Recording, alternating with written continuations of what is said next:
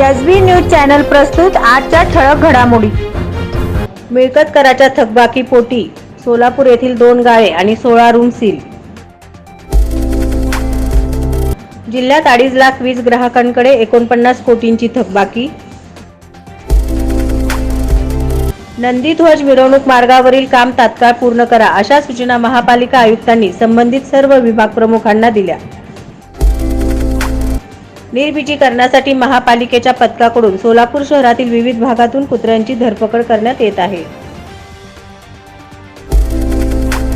पालखी महामार्गावर टोलबाबत दुजाभाव, मोहोळ ते पंढरपूर महामार्गावर टोल, मग आळंदी ते पंढरपूर महामार्गावर का नाही?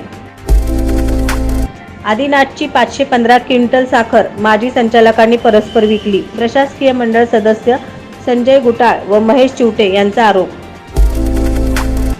कुर्डवाडे इथे मित्राच्या मदतीने पत्नीचा गळा दाबून खून, मृतदेह कॅनलमध्ये फेकून दिला।